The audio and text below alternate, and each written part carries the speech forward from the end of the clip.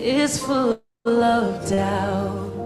Feels like faith is running out. I've come too far to turn around. I know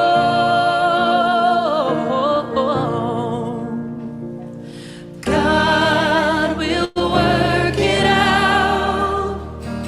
God will work it out. One thing I know, one thing I found. God will work it out. Oh, yes, He will.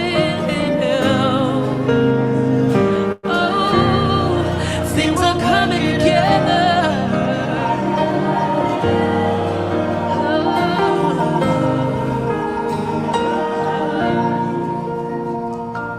Pushing past the fear, fighting to believe He is making ways for me. And He won't let me down, never ever leave. He's still making ways for me. And when my heart is full of doubt, it feels like faith is running out. I've come too far to turn back now. I know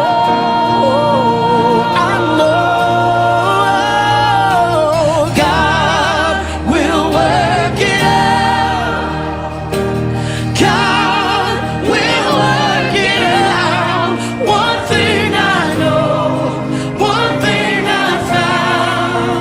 Oh, God will work it out. God will work it out. God will work it out. One thing I know, one thing I found. Oh, God will work it out. Oh, be encouraged. Be encouraged. Be encouraged. Oh, be still, my soul. Be still and know. Lean in, take hold in God alone. Be still, my soul. Be still and know. Lean in, take hold in God alone. Be still, my soul. Be still and know. Lean in, take hold in God alone. Be still, my soul. Be still and know. Lean in.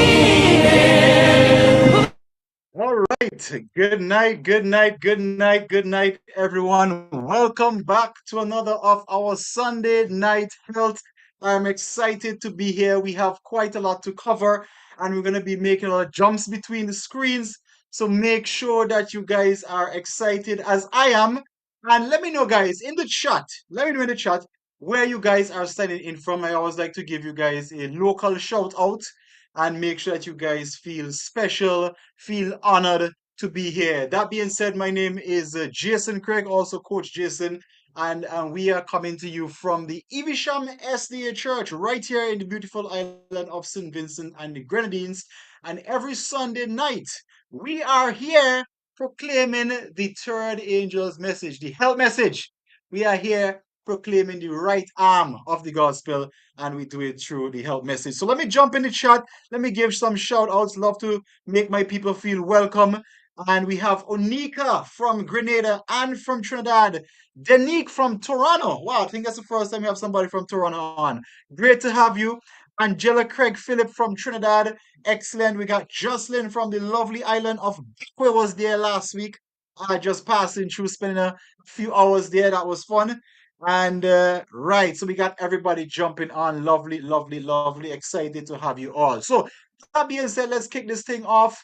And guys, tonight we're gonna do some Q&As as well. So if you have any specific health condition, we are looking at eating away your disease. So if you have any specific condition, get yourself ready. I'm gonna open the floor a little bit later on so that I can address and help you put in together your meals for that specific condition. And I see some more chats coming in. I don't want to leave anybody out. We got Marlene. Hey, Sister Marlene from Trinidad. Lovely, lovely, lovely. All right, excellent. So just bow your heads with me. Let us say a word of prayer. Dear Father in heaven, we want to thank you for the opportunity where we can come here tonight to work, Lord, with the health message and also, more importantly, for the salvation of mankind. I want to thank you, Lord, for blessing us with this message. And as we go into it tonight, we ask, Lord, that you may open our minds. We ask, Lord, that you may forgive us from our sins. Remove anything that will hinder your message being proclaimed. Be with every single person represented around the globe here tonight. And we ask, Lord, that you may help them, Lord, to get something that they can apply starting tonight. In Jesus' name, amen. All right. So that being said, let us get ourselves ready. I'm going to jump over to my screen. I got two screens today. So I'm going to try and jump between them and we're going to take our time. Now, if we're looking away, if we're looking at eating away our disease, we got to get a foundation. So let's start with a disclaimer. So this webinar is for educational purposes only and is not intended to replace medical advice. Please consult your healthcare provider before making any changes to your health routine. That's the world we live in. We got to say these things. All right, at the start, where do we teach from? So we normally teach from four sources. The first, of course, is the Bible, the Word of God. The second is the inspired writings. And when we say the inspired writings, we are talking about the inspired writings that line up with the messenger, Ellen G. White. The third is good science. Good science lines up with both one and two. And of course, experience, things you see from time to time. Now, this is always going to be one of our key texts. And it is really a promise. It is a condition. It's a formula, if you want to call it that, so that you have a base with which to start with. And the Lord said, if thou wilt diligently hearken to the voice of the Lord thy God, and do that which is right in his sight, and give ear to his commandments, and keep all his statutes, I will put none of these diseases upon thee, which I have brought upon the Egyptians, for I am the Lord that healeth thee. So we see the Lord promises that once we do our part, once we fulfill our role in observing the laws of health and doing our part, then he will make sure he doesn't put any of these diseases upon us. Foundation number one, the curse causeless shall not come. So whatever disease we're looking at, remember, there is no disease that comes without a cause. And next we have seen it from one of my favorite books, Ministry of Healing, page 127, is that disease never comes without a cause. After the count of three, let's say that out loud. 2, 3. Disease never comes without a cause. So we hear that word disease thrown around. What really? And I ask you, what really is disease? So you're going to read this with me from the screen, and let's read it after 3, 2, 3. It says, disease is an effort of nature to free the system from conditions that result from a violation of the laws of health. We see some words line up there. We have disease, free the system, conditions, violation, and laws of health. Now, this formula is what you call a reverse engineering formula.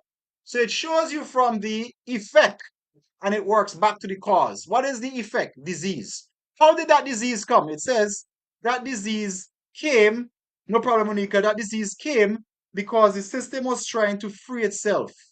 What was it freeing itself from? Conditions that result from a violation of the laws of health. Normally, we like to discuss the laws of health and what are they? Pure air, sunlight, abstemiousness, rest, exercise, proper diet, the use of water, trust in divine power. These are the true remedies. Now, what do you notice about these laws of health? They are free.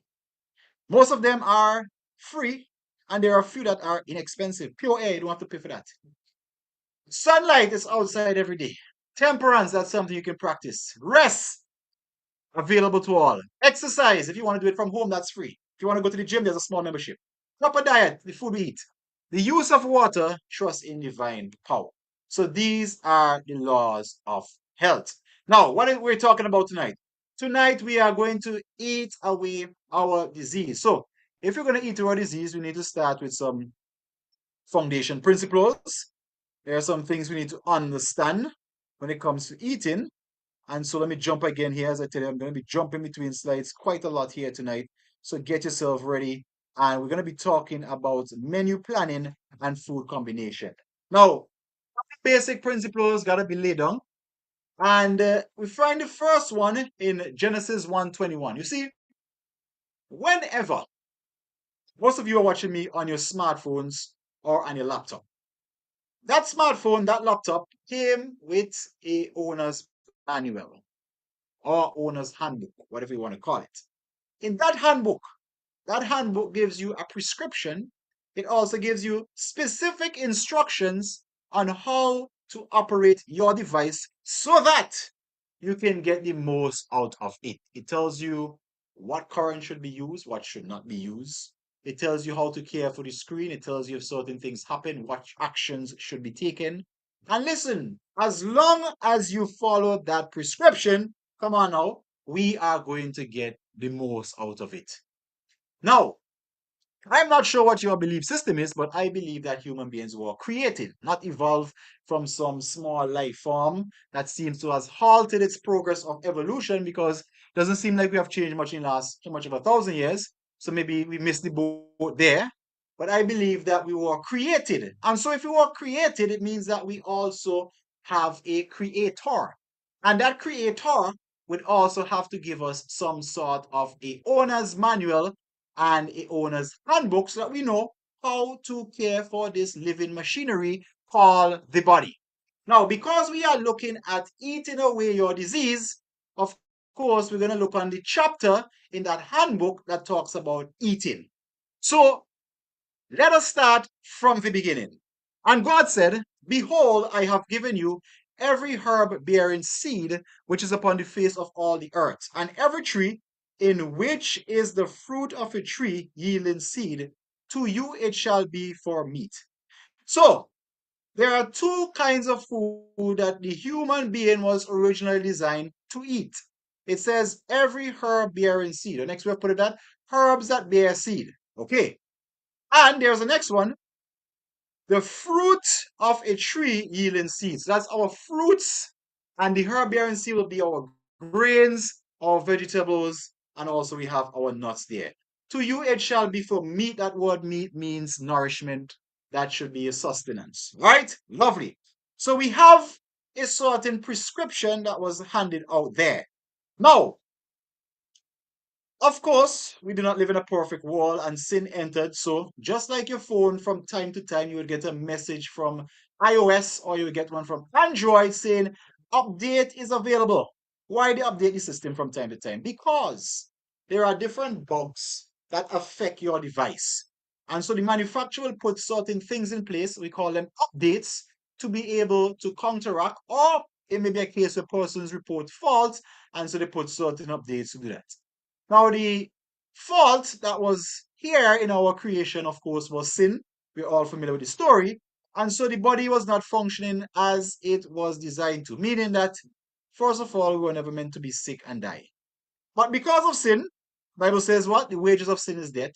So now we are encountering sickness and we are encountering death. So we had to do a system update.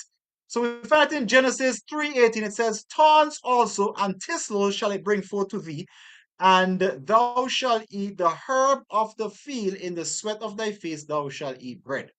You say, Jason, what is the update? Now, if you look back here, you would see human beings eat herb bearing seeds and fruit of a tree yielding seed. If you go to Genesis 1:30, make a note of it, you will see that the animals ate the herb of the field. But now we're seeing that human beings were now given permission to eat the herb of the field. Why is that? Because of sin. What do herbs do? Herbs are for the healing of the nation. You would only need healing if you get sick, right? So because we now started getting sick, we were now given permission to eat the herb of the field, right? So we see here, this is the prescription for our diet pre-sin and the prescription for our diet post-sin. So the question must be asked, well, where did meat come in? Because I do not see meat anywhere here. Well, that question has to be answered. You would also remember in that same book of the beginnings called Genesis that there was a story of the flood, right? There was a story of the flood. And so if you look at the flood, and let me just check the chat here. No, we actually going to be getting into the eating part. Don't worry about it. We're just setting this foundation. Right. If you look at the story of the flood, then what you will realize is that the vegetation, the herb of the field, and the herb bearing seed was going to be destroyed. So if these were going to be destroyed, this was the original plan, then it then means that there had to be some updates, and that is where the flesh eating came in. So that being said, we have the foundation laid out. We're now going to find out what is the true purpose of food. So it says the brain must be supplied with its portion, the bones, the muscle, and the nerves must have their demands. It is a wonderful process that transforms the food into blood and uses this blood to build up varied parts of the body. But this process is going to be continually supplying with life and strength each nerve, muscle, and tissues. So we're going to be looking at menu planning. And before we actually get into the food, let's just cover the basics. So remember that acronym that we used earlier, EAT. We want to talk about the foods that we should be eating. We should be eating wholesome food. So you want to keep your food as close to their natural state as possible. These are the foundation principles before we actually put it together. So you want to keep the food as close to their natural state as possible. So names that you could recognize, and if you look on the back of your foods, if you look on the back of your cereals, you look on the back of the things that you have in the cabinet, as long as you can recognize the names and as long as you see minimum ingredients, these are what we would consider as whole foods. Other things will be like our grains, our corn, our fruits, our vegetables, our nuts. All these are whole foods. Now, the second part of that is to adjust the preparation because, as we mentioned, you could take a perfectly good food, prepare it the wrong way, and destroy the benefit that that food would have given to you. Case in point, we could take some lentils, turn them into lentil patties, and we can deep fry them. And then after we deep fry them, then because we've added that oil and all of the saturated fats, trans fat, when that food enters into the body, it then begins to cause inflammation. It causes the arteries to get smaller. It clogs the arteries. But you say, hey, this was a whole food. That is true. The preparation was wrong. As a result, we have a different effect in the body. And then, of course, we talk about timing it right, making sure that we are eating the food when we need them the most. When do we need the food the most? So let us take, of course, we're going to take it back because I know we have some new persons on here tonight. So that is why I'm going back and laying the foundation before we actually get in. So let us say we are going on a journey. We're going to fly. We're going from St. Vincent, we're going to Trinidad. The pilot would normally take the fuel in St. Vincent. Why? Because he needs to have enough fuel to last for the trip. Now you say, Coach Jason, what does that have to do with my life? Well, I'm about to tell you. Stand by. So when is the start of your journey? Think about it. Now we look at the average person who works in the daylight hours. So from sun up, when the sun comes up, when you wake up, that will be the start of your journey. When the sun goes down or when you finish work, go to bed, that's the end of your journey. So imagine the waking up period is St. Vincent and the going to sleep period is going to be Trinidad. When should the most amount of food be in your body? At the earlier parts of the day. Does that mean I have to eat a big breakfast? Didn't say that. The earlier part of the day. So breakfast time for you may be 6 o'clock. It may be 10 o'clock. It may be 11 o'clock. So that first meal, this is the part I want to make sure that you get in. I'm not going to use the word breakfast, lunch, and dinner. I'm going to use first, second, and third meal. Are we there?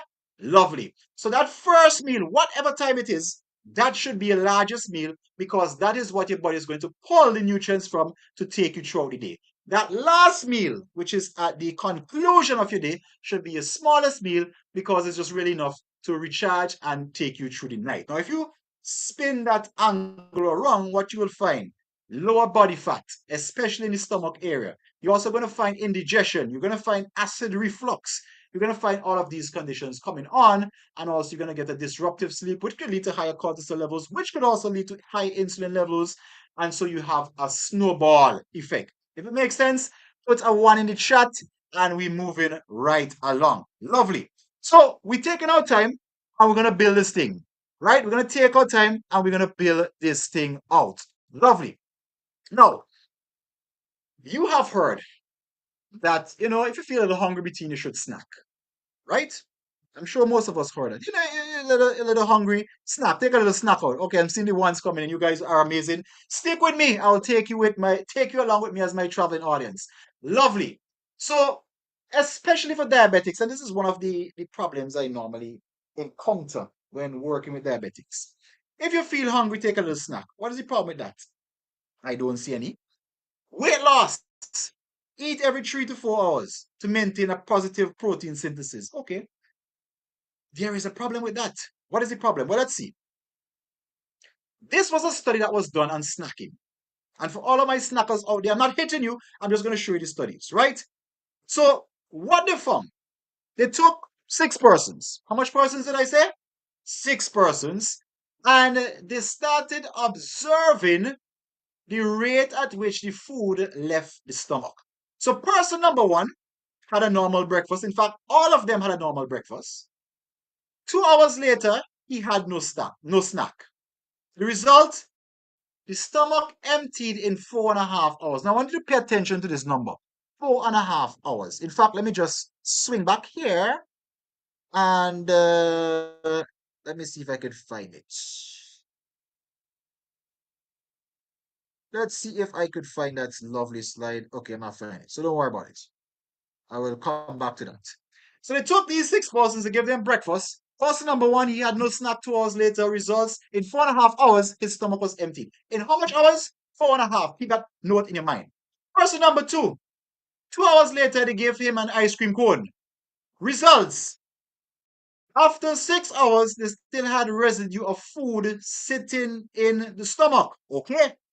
Person number 3, 2 hours later, they gave him a peanut butter sandwich. Result, they had residue of food from breakfast 9 hours after person ate. Person number 4, pumpkin pie and a glass of milk. Residue, 9 hours. I want to say residue, that's food that's from breakfast. That is still in the stomach 9 hours later. Person number 5, half slice of bread and butter repeated every 1.5 hour interval and no dinner. So this person basically did what they normally tell diabetics to do. Eat, every 3 hours. Well, in this case, it was 1.5 hours. What happened? More than half of breakfast in the stomach after 9 hours. So they were eating every 1.5 hours, and 9 hours later, breakfast was still sitting in the stomach.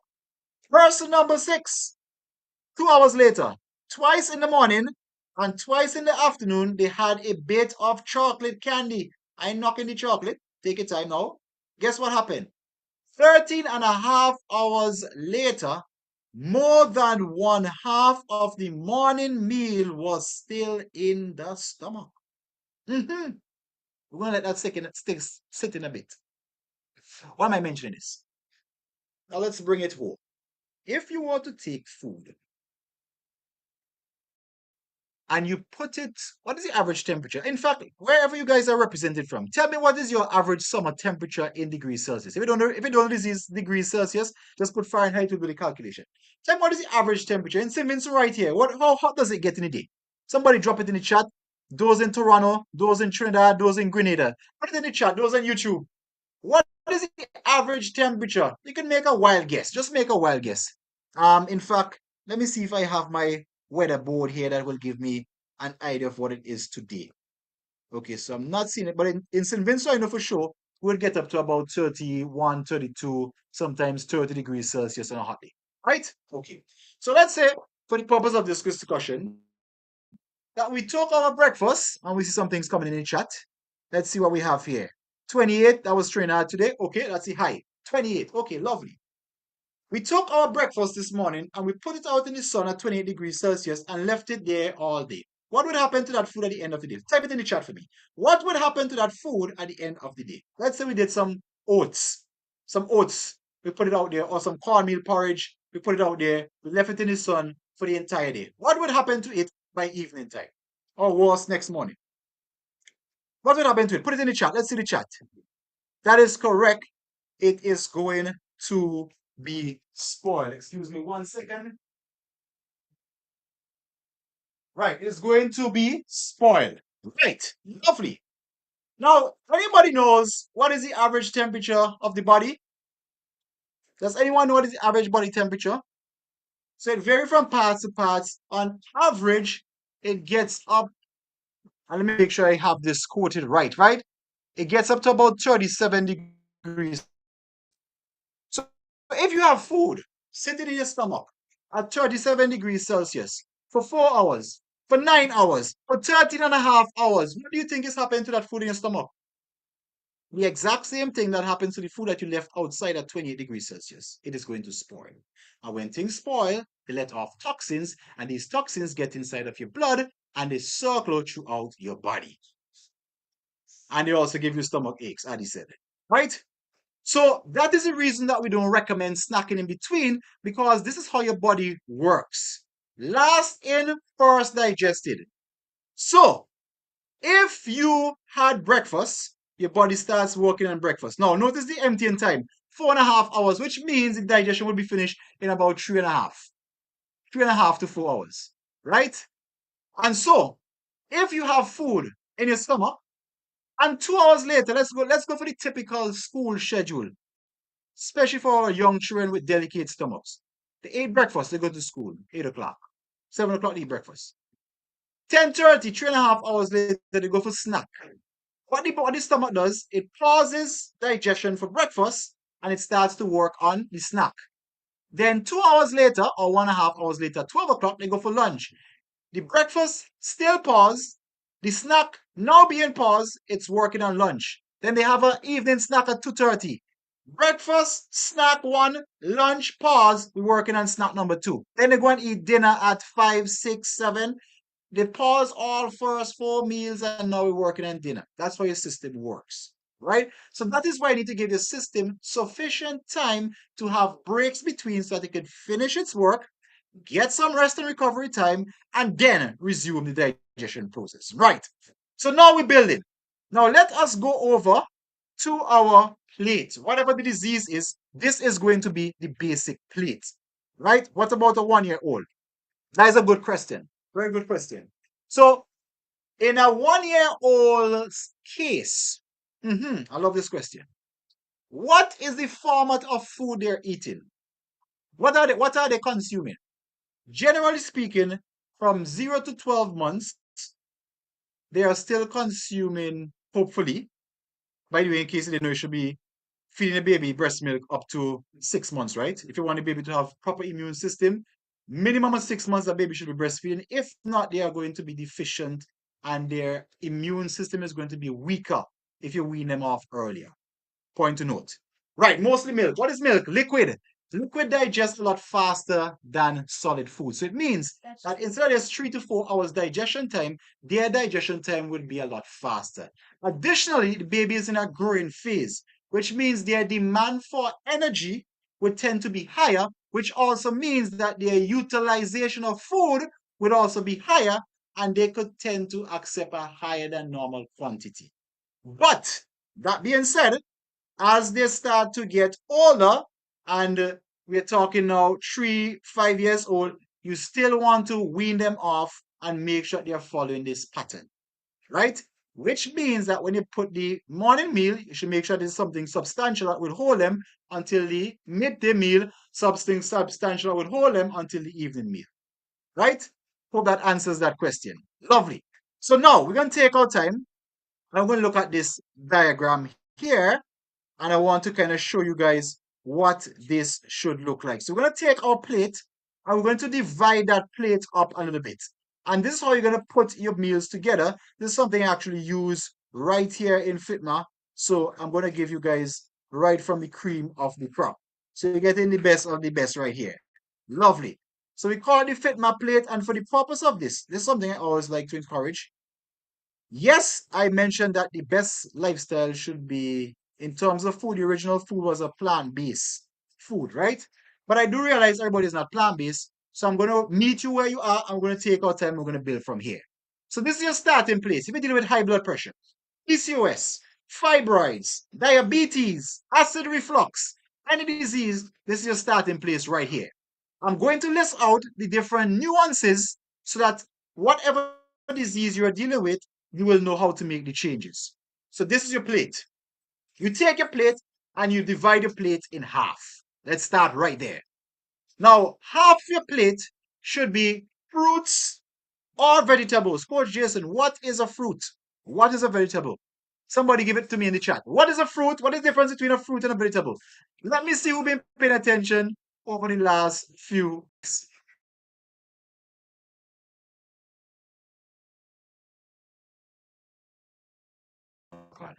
All right, so I'm giving you guys a few minutes in the chat to jump in there and share. Lovely, lovely. That is it, Alana. You are solid. You are solid.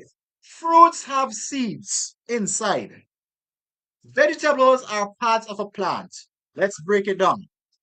Fruits, pumpkin, baigan, or eggplant. We have, of course, our basic ones, mangoes, grapes, bananas, strawberries, etc., etc. Right? Squash, that is also a fruit. So these are fruits. Why? Because they have seeds inside. And with the herb of the fruit yielding seed. So that is what that is categorized as. Vegetables are part of a plant. Broccoli, that is part of a plant. We'll call that what? The flower of the plant. Celery, the stalk of the plant. Lettuce, the leaf of the plant. We have things like radishes, that's the root of a plant. So these are the difference between fruits and vegetables. Now, what is the key difference in terms of digestion? Fruits digest faster than vegetables. What I say? Fruits digest faster than vegetables. So, using the example of the stacking example before, if you eat fruits and vegetables together, especially if you have acid reflux, what does it do? If you have acid reflux, it is going to make your situation worse. Why? Because your body is going to break down the fruits a lot faster than the vegetables, and the vegetables is going to be sticking around there waiting for the fruits. The fruits is going to be sticking around there waiting for the vegetables to be digested. So that's the reason you don't eat fruits and vegetables together. It also causes indigestion. So if you have acid reflux and you already have digestive issues, all you are going to do is add in fuel to fire, right? So that's why I don't eat them together. So if you're doing fruits for breakfast, do fruits. If you're doing vegetables, do vegetables. And you could do the fruits for the next meal. Make sense, everyone? Everything makes sense. Put a 2 in the chat so that I can know you guys are with me. Lovely. Right. Now, a next point has to be mentioned for vegetables. When you prepare vegetables, and I love this group, they are so responsive. When you prepare vegetables, you want to make sure your vegetables are lightly steamed. So you see this thing going around about raw food diet? This is why God's people are destroyed for lack of knowledge. Raw food diet does not apply to every food. Fruits, yes, you can eat fruits raw for the most part. I obviously will eat a raw pumpkin and raw eggplant, but for the other parts, you can eat them raw. Vegetables, they must be lightly steamed. The only exception to that is lettuce. What do I mean by lightly steamed? So you steam them until they are tender. Why? What was the human body originally designed to eat? Fruits, seeds, grains. What was animals originally designed to eat? Herbs of the field, grass. How much stomach does herbivores like cow, sheep have? Two. Why do you think that is? Because they have a longer digestion process needed for the herbs of the field. So when we go and eat raw vegetables, but we only have one stomach, we are giving the stomach excess work that it was not is designed to do. So when you steam them tender, you break down the plant fiber, which these cows, sheep, goats already have in their digestive tract, and also when it goes through the two stomachs, they have a system designed for that. We don't. So the steaming is like taking care of that original process. So when you steam it, you break down a lot of the plant fiber. Now, when you eat it, it is easily digestible. They actually did a study with this on the carrots. The raw carrots versus the steamed carrots. The steamed carrots outperform in terms of absorption the raw carrots. All right? So just something there to note. Right, we're building. So we're just on this part of the plate. And remember, this what I'm teaching you here applies for every or most of the conditions that you will face. Now, the second part, the other half of the plate, we are going to split this into two equal parts. There's a reason I don't say quarter and quarter. Proceed to understand this better. Two equal parts. So the same amount of protein you have is the same amount of smart carbs you're going to have. And I'll tell you why it's that later. You remember typical Sunday lunches. We have some salad, we have some fried rice, we have some macaroni pie. What else we just put in the Sunday lunch? We have some potato salad, we have some coleslaw, perhaps. What else? Boiled corn. And then we have a little bit of peas or a little bit of our meats. Now, that is not a one-to-one ratio, especially if fat loss is your goal, especially if you're dealing with higher than normal glucose level, especially if you have high blood sugar or diabetes, that is not going to work in your favor. Because if you look at the amount of protein to carbs, the ratio is like a 1 to 3, 1 to 4, 1 to 5, right? The 1 to 1 works best because I will show you later when we talk about how to eat this, why it works best. Make sense, everyone? So now, let us look at the protein. This is the part where most persons struggle quite a bit. So let me go and pull up the protein hierarchy. Now, if you guys are seeing this, let me know because this is going to be a very important slide in this presentation. Lovely. We're building there, Angela. All right. So this is it right here. This is called the protein hierarchy. The ones in the red, you want to avoid at all costs. The ones in the green that says best choice, these are the ones you want to eat most of. Right? Now, what do you guys also notice about the protein hierarchy?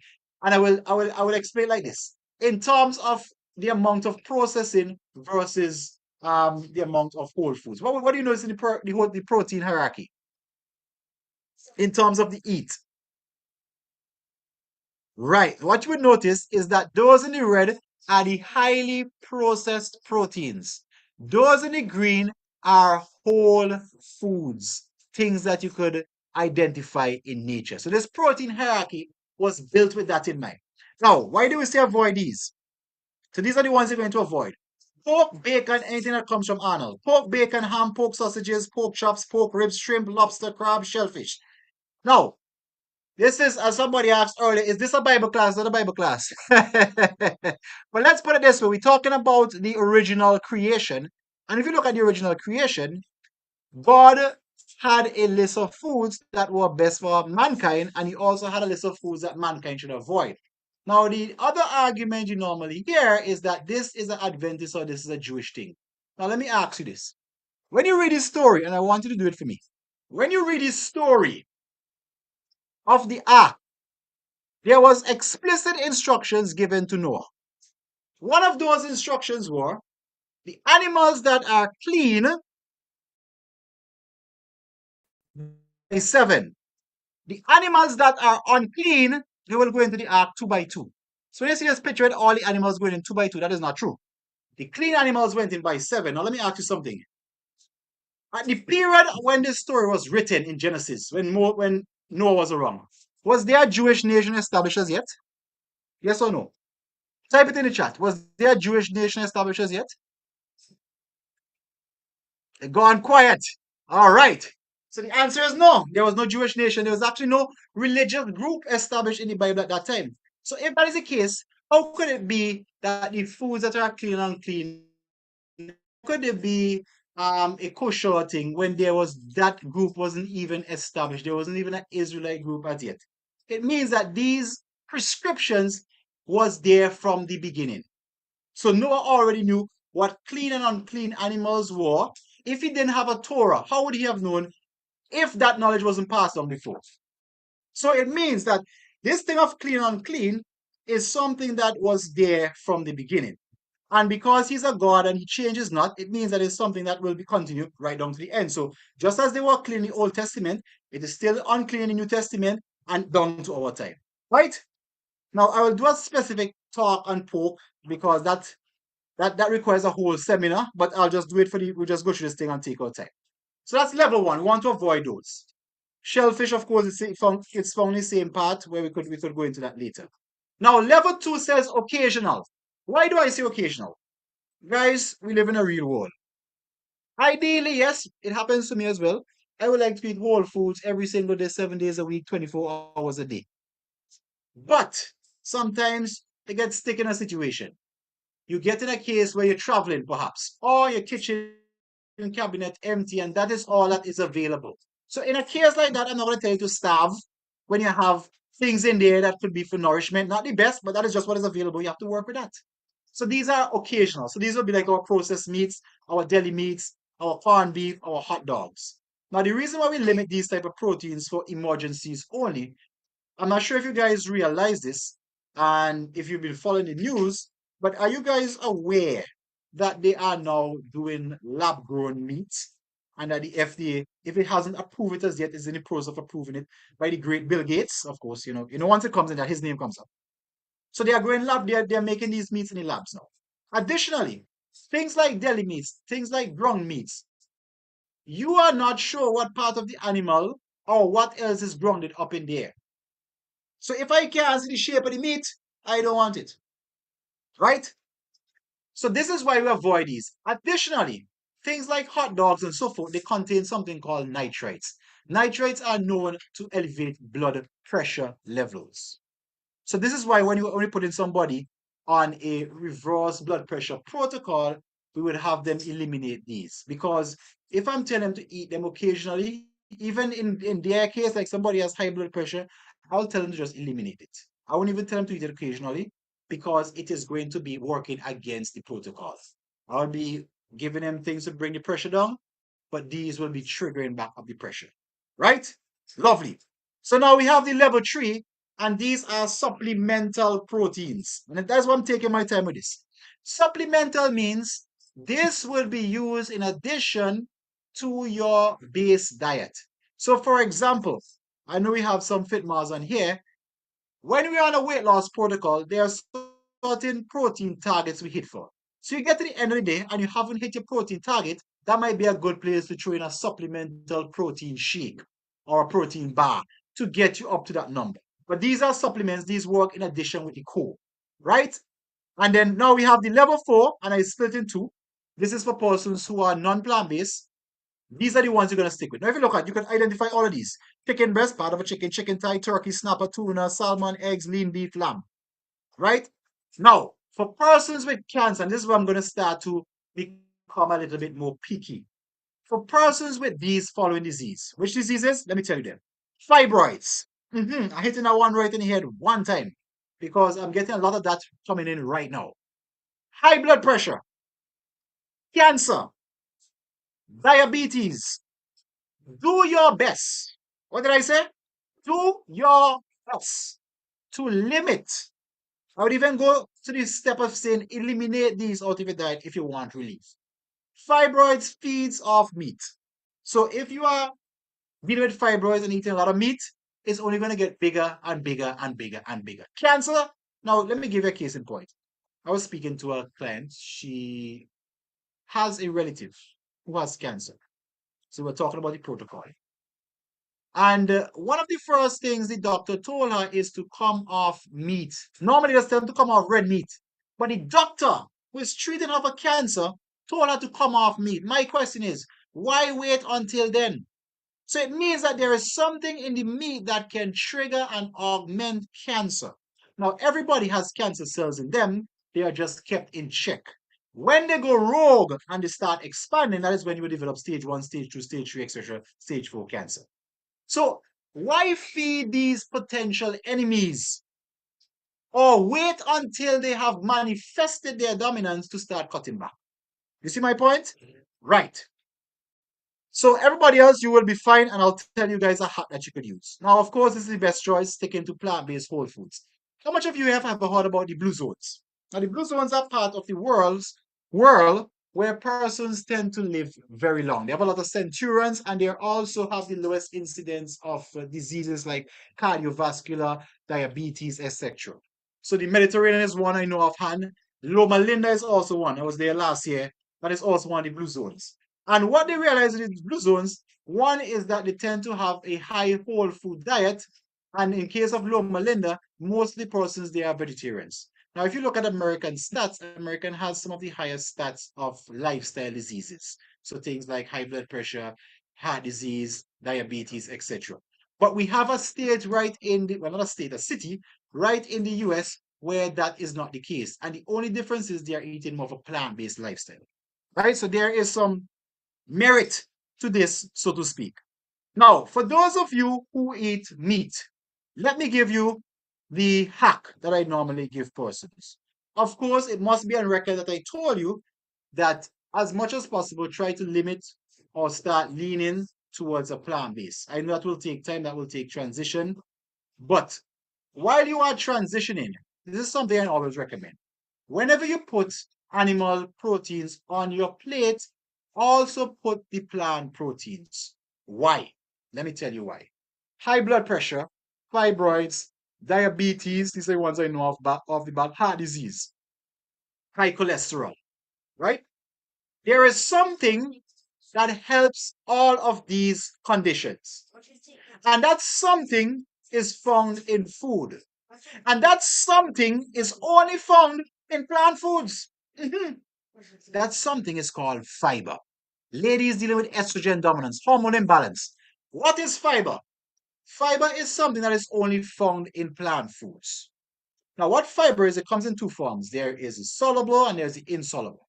So the soluble fiber, the easiest way to understand it is like when you put chia seeds in water or you make flaxseed or linseed jelly. See that gelatinized substance? That is the fiber. And what that does, that helps to bind to excess cholesterol and take it safely out of the body. It also helps to take out excess estrogen. Remember, we was talking about estrogen dominance? It binds excess estrogen, takes it out of the body. It helps to clean the liver, it cleans the arteries, etc.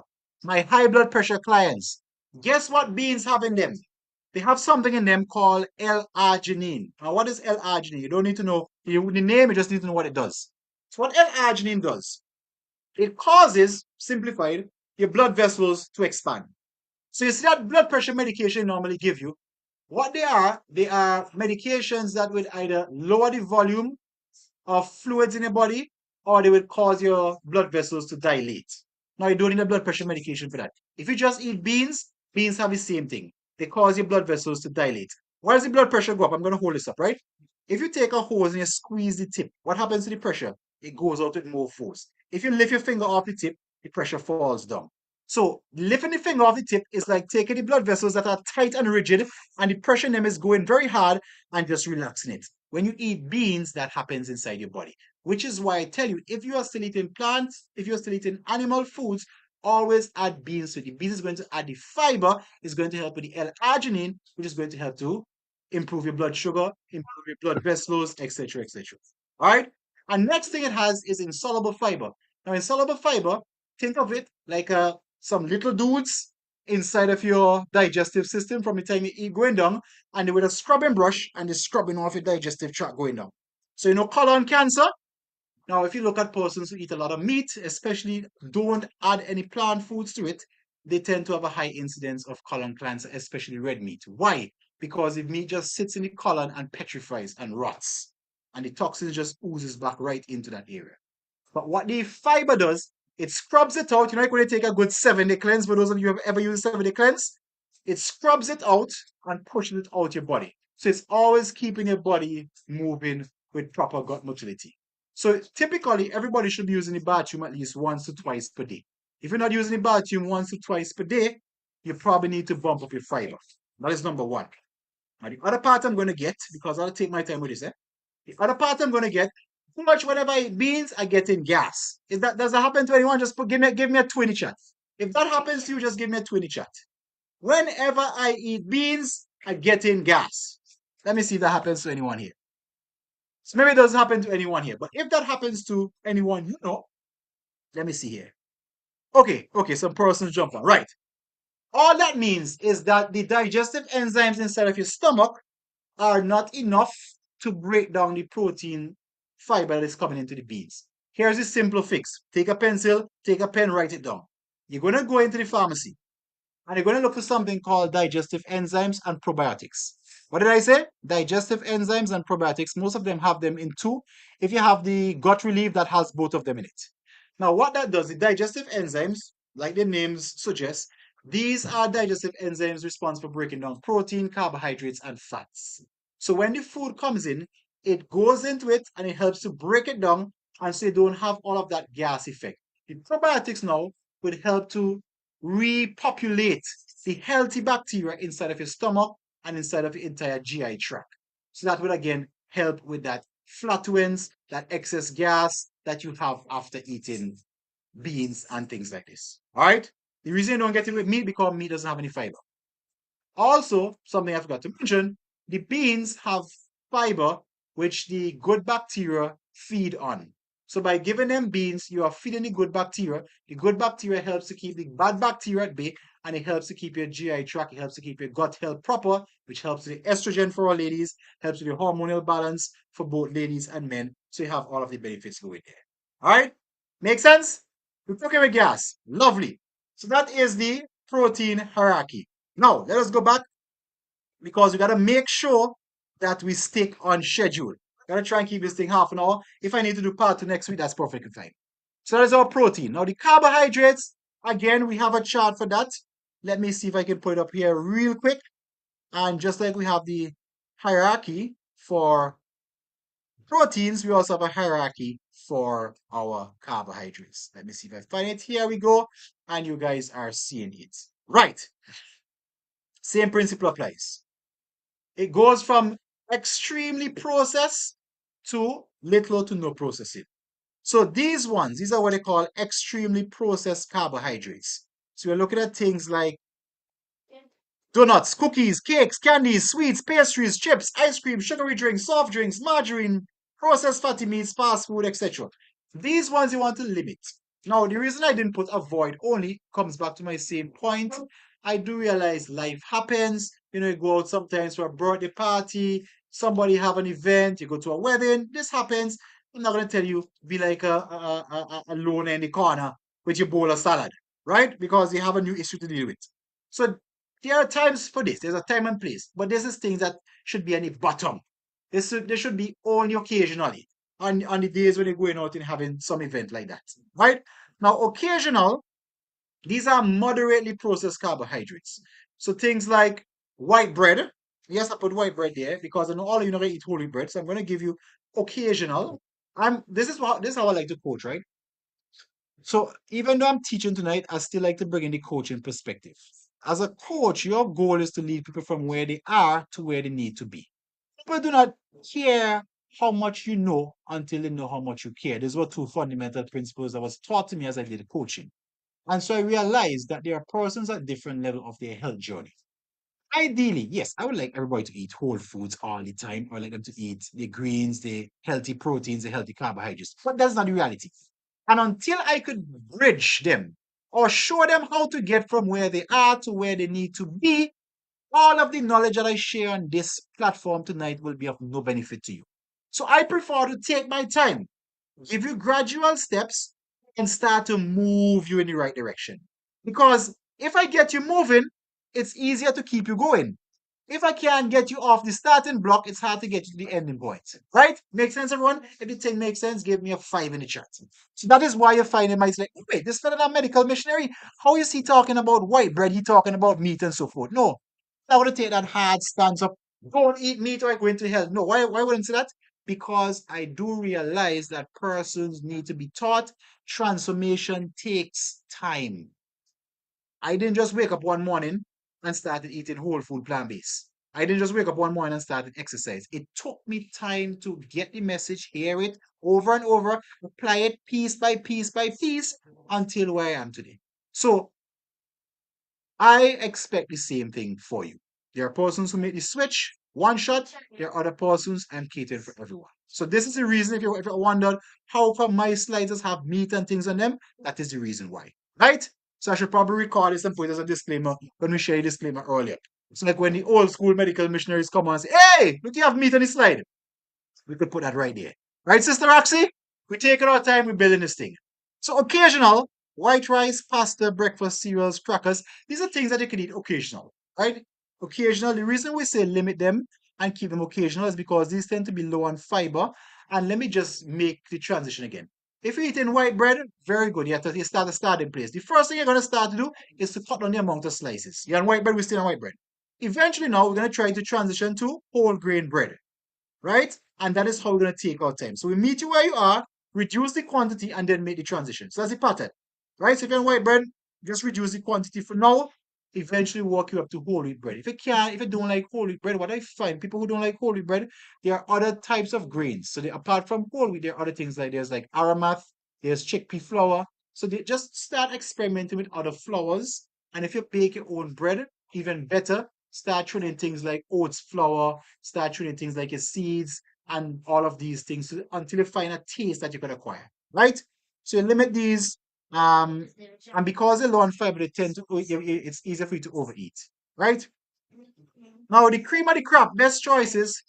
Let me you see this part of your coconut. Sometimes ChatGPT does believe they're brighter than me, right? So coconut, avocado, almonds, these should not be on it. These are seeds and nuts, right? Look at this section over here, right? AI really can't replace human beings now. Anybody who think that doesn't happen at all, we too smart for them. Right, let me look over here. We're taking our time, Sister Roxy, Sister Foxy, Sister Cassandra. Cassandra, good to see you. How was it, Martin? Great to have you on tonight. So these are the foods that we want to eat a lot of. So things like our ground provision. We here in St. Vincent, man. We have plenty dashing, we have plenty yam, we have plenty edibles, cassava, sweet potatoes. Use the thing, man. Don't want to buy them imported food. Use the thing, get to a local farmer. If you like Sister Roxy, get a piece of land in the back, plant some of the things in the ground so you have them to work with, right? We have our oats. This could also be like amaranth.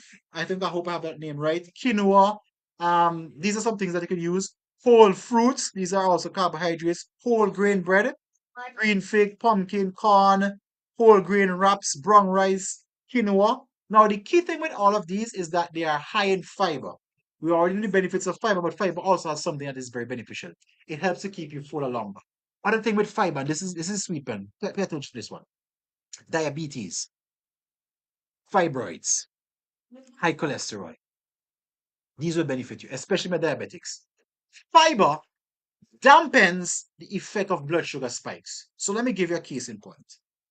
If you were to, what did I say? If you were to eat a slice of white bread now, and you take your blood sugar, your glucose level after, you see blood sugar spike. Big spike. Now, if you want to eat something high in fiber, let's use lentils, and that's very, very high in fiber. Or even let's use the brown rice or green fig, well, these are also high in fiber. Lentils high in fiber. Let's use fiber. Let's keep it simple. We're gonna use that psyllium husk. So that's a fiber supplement. If you take a couple scoops of psyllium husk, drink it, and then eat that same white bread, the blood sugar level is going to do like this. Why? Because the blood sugar levels dampens the fiber. So it's like it coats the white, sorry, dampens the white bread. It coats the white bread and give the white bread an additional fiber. So now the body have to break through that fiber first before it gets down to the white bread, which would cause a gradual rise in the blood pressure as opposed to the spike. So if you have diabetes, guys, one of the quickest fix for you is to up your lentils, your beans, and so forth. Right? Make sense, everyone? Lovely, lovely. We're taking our time with billing. All right, I know we're getting down to time. Lovely, lovely, lovely, lovely. Rough. All right. Your whole fruits, let me talk about this. If you know you have diabetes, for the average healthy persons, yes, I have the kids in the back there. For the average healthy person, they could tolerate a lot more whole fruits at one setting. Now, let me transition to the diabetics. For persons with diabetics, your challenge is the breakdown and absorption of glucose inside of the cells. So your body tends to be insulin resistant, right? As such, your body will not process a high amount of sugar as a non-diabetic. You have to use caution. That is why one of the laws of the health is abstemiousness, right? That is why one of the laws of health is abstemiousness. So it means, yes, you will have your fruit, but don't go and eat a whole bucket of mango now. Please, don't eat a whole bucket of. I know you love mango. I know mango in season, Cassandra. Pauline, I know mango in season. I understand. I know you love mango. Janelle, I know you love mango. Never eat a whole bowl of mango, a whole bucket of mango. You know the blood pressure high. Work with me, work with me. So in a case like that, just be moderate, just take a little bit. Additionally, This might vary from persons to persons, but when you eat the fruits, try to eat the skin with them. So, I mean, of course, the fruits that have skin that could be eaten, right? So, I don't want to eat pumpkin skin or something that can't eat the skin. So, for example, mango. If you could tolerate the skin, use the skin. Why? Because the skin has the protective fiber that takes care of the high sucrose that is inside of the mango, right? If you can't do that, invest in this supplement. Write this supplement down, my diabetics. This is my diabetics.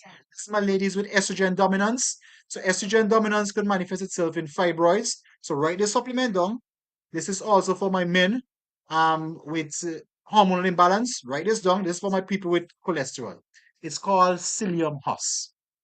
It spells Psyllium. Husk. Get a pack of that.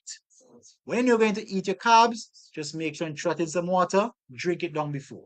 So that is going to be a fiber protection. So when you introduce your carbs, you get that same effect that I was talking about earlier. So if you know you're battling with these conditions, invest in some cinemas. They're reasonable cheap on Amazon, right? So you could just get that. Tell an auntie and nanny and nephew, somebody who always say, "Hey, I miss you." Send a cinemas for you, right? Get yourself on that. All right. Everybody else, you could pretty much eat fruits and you could get off with it because your body do not have that insulin resistance issue. Lovely? Right, so we're taking our time and we're building. Now, you want to make your foods fun. So if you're somebody who like burgers, listen, that's fine. The buns, start to make the transition from the white buns to the whole grain buns. And if you can make your own buns, even better. The meat, start to use whole meats, like real burgers, not the ones you see in the packages. Look at the ingredients, especially looking for nitrites. You're looking for all of these names you can't spell. Avoid those ones. From the starting place, make your own burgers, right? The ending place is start transitioning to plant-based burgers like peas burgers, beans burgers, etc. In the future, we're going to be doing some cooking classes and so forth, but that's going to take some time and preparation. So for now, this is all I could give you, right? I could probably put in some recipes from time to time.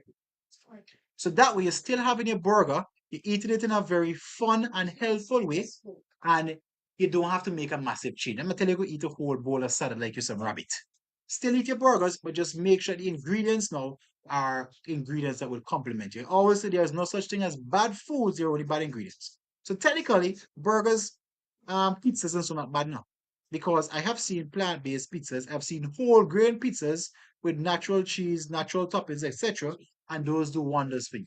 It is the ingredients in there that are damaging to your body. So when you use white flour, processed cheese, pepperoni, and all of these stuff, that is what makes it bad. So if you like these foods, start looking for healthy ways. And as we come on these, I'll show you some options to go from there. Right? Now we come down to the finish line. We're coming down to the finish line. Now we're gonna put this thing together. So now you already see what it should look like. Let us put it up in real life. And you're gonna this is the part you're gonna chime in and you're gonna give me some examples. I'm gonna take our time, I'm gonna build this thing out. So when you actually eat this now, when you actually eat this is the direction I want you to aim to eat it. You want to eat this section first. The half section, you eat that first. Two things. You have your micronutrients. These also have digestive enzymes in them. They also have fiber. So eat your greens or your fruits first. Next, you move to your protein. Then last, you move to your carbs. Now, remember what I said about when fiber is eaten before carbs, what effect it has on the body? So if you eat in this direction where you eat in your greens, you eat in your protein, whether that be plant-based. Of course, if you're eating plant-based, you have a lot of fiber. If you're eating non-plant-based, but you're doing what Coach Jason said, by adding a little bit of beans inside your meat, you're still gonna get the fiber, and then you eat the carbs. By the time the carbs come in, you're not gonna get no high spikes in blood sugar. Additionally, if you eat like this, especially if you have the same amount of proteins as you have carbs, you will find that by the time you finish the protein, you can't finish the carbs. If you're trying to get fat loss, if you're trying to control the blood sugar, this works out in your favor. Make sense? Lovely. So somebody asks where the nuts and seeds come in.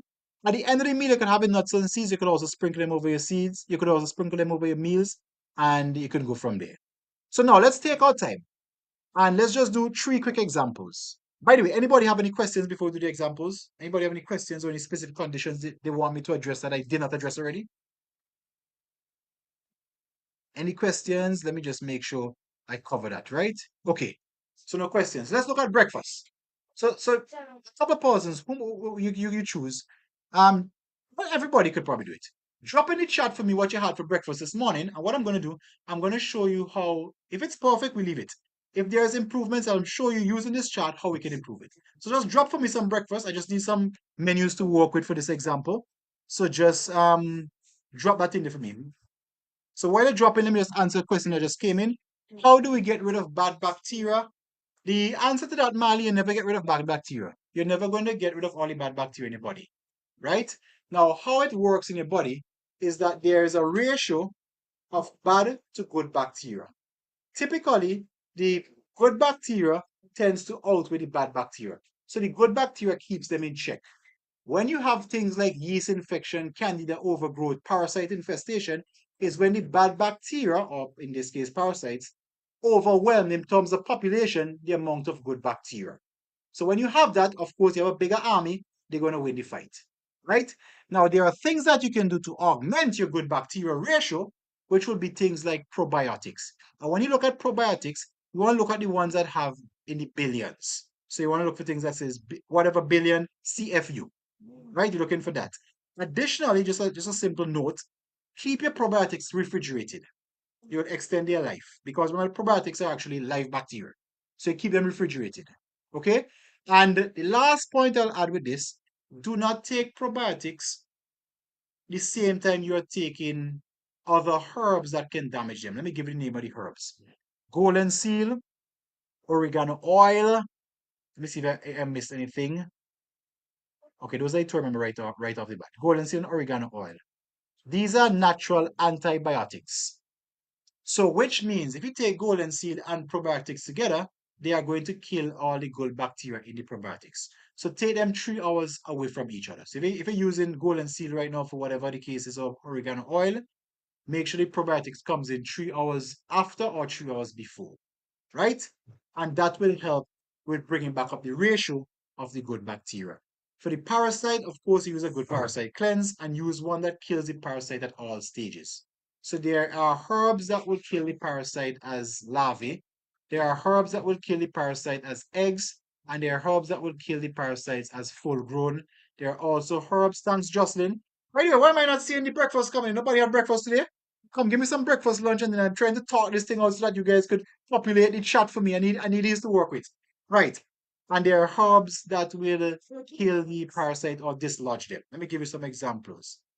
If you use wormwood, and let me make sure I have this right. Wormwood kills the parasites by dislodging them from their place. Wherever they hold on to, wormwood dislodges them from there.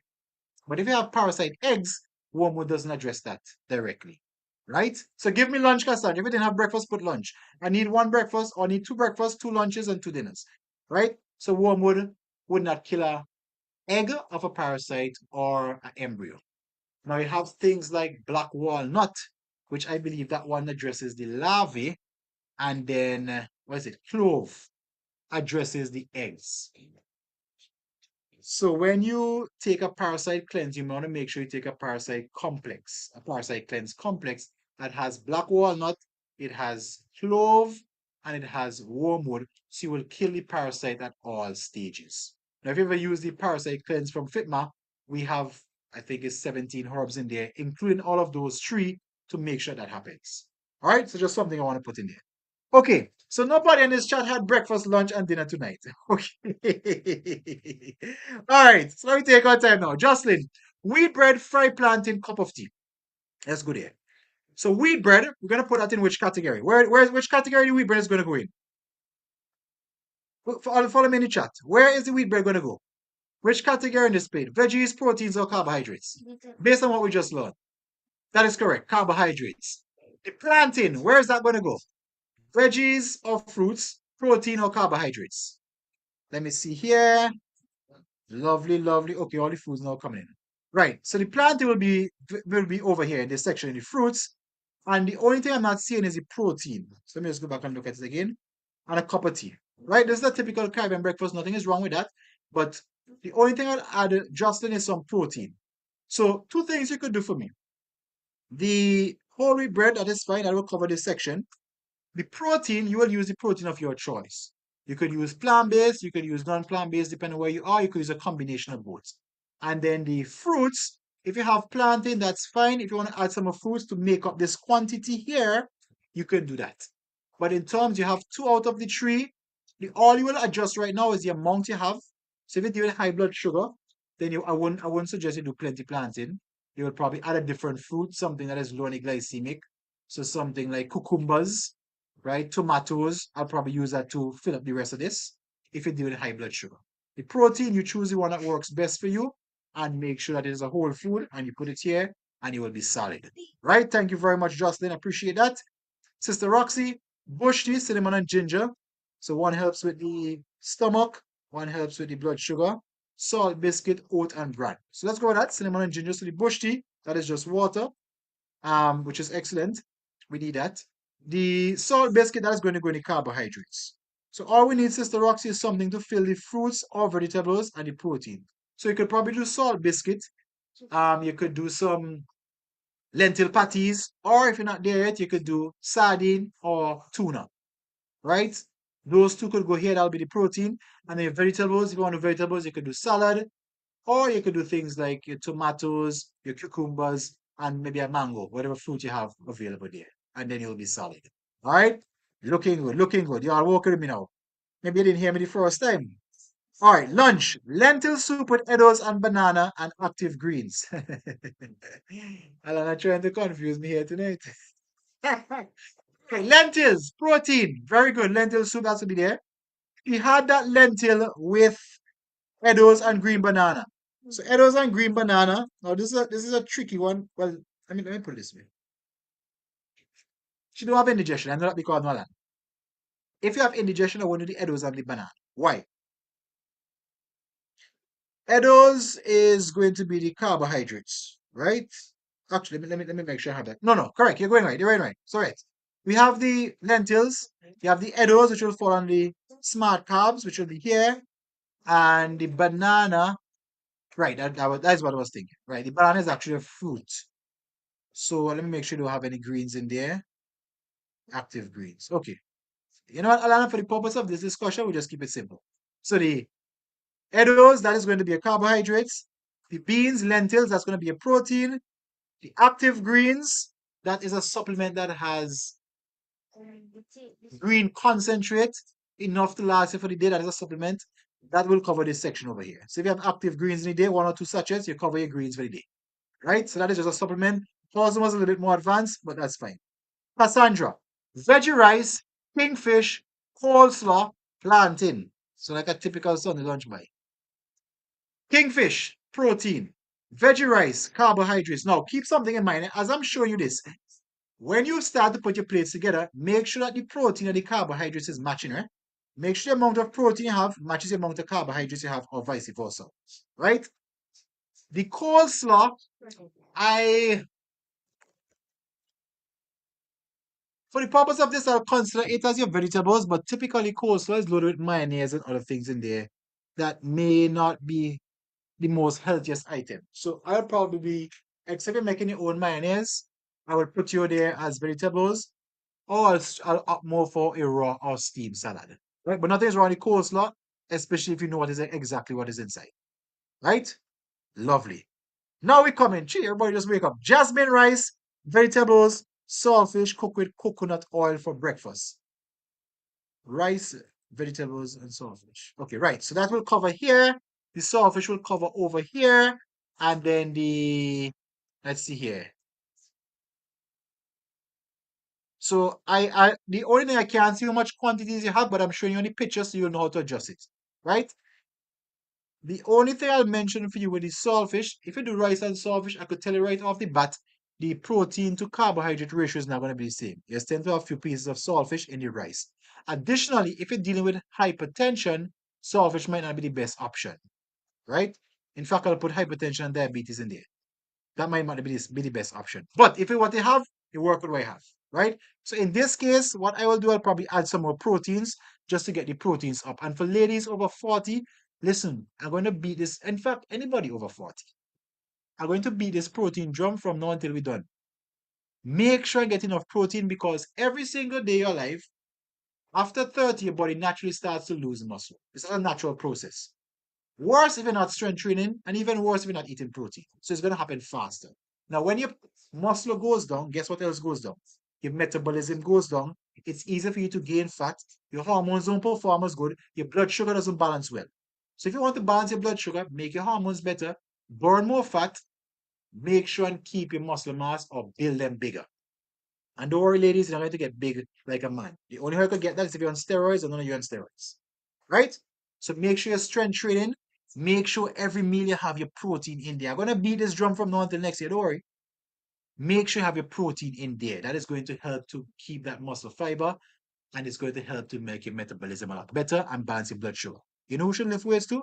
People who dealing with diabetes because you're going to build muscle.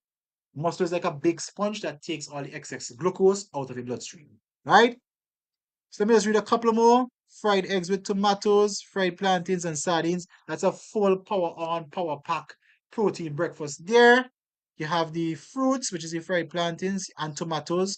You have the proteins, and the plantains will give you a little bit of carbs as well because it will consider as a fruit, right? So that you're solid there. You're solid there, Alana. Foxy couscous with veggie peas, green peas, stew chicken wings. All right. So you have carbohydrates, you have proteins, and stew chicken wings. Now, let me just mention something. I love the fact that you have your green peas with your chicken wings. We're working there for now. We're taking our time and meeting you where you are. The preparation now. This you see how we stew in the Caribbean where we put oil and then we bring the sugar and then we add the stew. That form of stewing would not be as beneficial to you as if you grill it, air fry it, or something else, right? But if that is what you're working with, you're working with that. The next option I'll do, I'll upgrade from the stewing with the oil, or if you could just do it with the there's a natural browning they use, we gives it the color, so you don't have to use the sugar and the oil.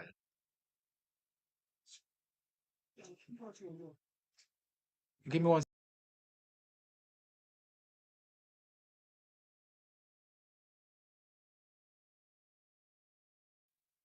Right. All right. Okay. So don't stew it on. So then you're fine. You're solid. You're solid. Right? Lovely.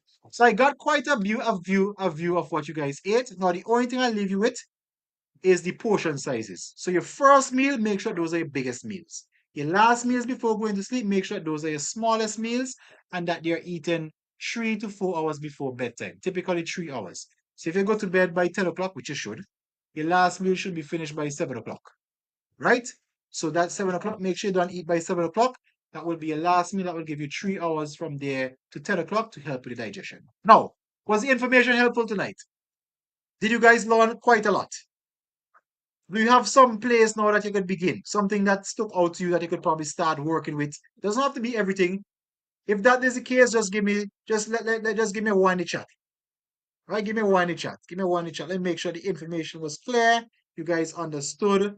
Okay, very helpful. Ones. Very okay. Lovely. Because that is the goal of this. If I come on here and at the end it wasn't helpful, you can't take anything from it, then I've done a terrible job. But the fact that it's helpful, I'm very happy to hear that. And just listen, as I always said, we'll just pick one thing you can work with and implement that. Right? That is going to help you guys quite a lot, and it's going to really assist you in your journey forward. Because once you take that first step, then you become part with that next step and you take your time and you build up from there. All right. So excellent stuff. Let's just bow our heads. Let's close it off in prayer and then we'll be out of here. Dear Father in heaven, we just want to thank you, Lord, for the information that you've presented tonight. We just want to thank you, Lord, that you made it clear and that the participants understood. Lord, as they go, we ask that you give them the strength, that you may give them the power that they need so that they can implement it, not just implement, but teach it to those that they influence, so that all together we can enjoy the best of health. Continue, Lord, to be with this ministry. Continue, Lord, to bless it. Thank you, Lord, that we have a platform that we can share the health message and help us, Lord, to impact more and more persons so that they can live healthier and happier lives. In Jesus' name, amen. All right, guys. So this call is also available on YouTube at Evesham Sda Church. If you want to go back and watch the recording, it's available there, and you guys can go back there and watch the recording and get a recap of it. In terms of the meal guide, you guys could get the meal guide. Let me just show you where. I actually have the meal guide and I have full nutrition training course. So let me just send that over to you guys. It's actually free. So just go into this group. Let me put it inside of the chat. You just go into this group. You're going to go for the section. Let me show you. Let me show it while I'm here because I know this is a lot of information. So I want you guys to have access to it. So let me share my screen and let me show you guys what you're going to have. So this is absolutely free for you guys. Compliments the Evesham Sda Church and Fitma, of course. So let me show you. So you're going to go to this screen here. Right, there it is. So the link I've sent you, you're going to take you over to the screen. This is for you guys to get some more information. You're going to come to this, and then you simply go to this area that says classroom and go to the body transformation series. Right? So this right here, this is the full nutrition. If you scroll down, here, you will see that you have the meal guides. Let me go to part 2. I believe that's where it is at. Let me make sure. Actually, no. Let me just go. Give me 1 second here and make sure I lead you guys in the right place. So watch this first. Oh, there it is. So go to follow the pattern, Jason. Follow the pattern, Jason. Watch this first. Right? It says download your plan, meal guide and grocery guides. And look, you have all of it right here. You just click them and you'll be able to download them. So we have a category of the greens, the proteins, the smart carbs, the healthy fats. So when you put in together your meals, you have the same plate to follow. Now, the next thing I'll tell you guys to do is to watch this series. This is the foundation. So it talks about nutrition, it talks about physical activity, rest, supplements, and it shows you guys exactly how you can benefit from that. And for those of you guys who want to actually do workouts, we actually have workouts, strength training workouts, cardio workouts, etc., etc. As I mentioned, this is absolutely free, complements the Evesham Sda Church and Fitma. So you guys have a database of knowledge outside of this webinar that you could use, you could always go back to, and we're always updating information there. All right. So that was your freebie tonight. Have yourselves a great night. God bless. Thank you for spending some time with us. And I will see you guys next week, same time.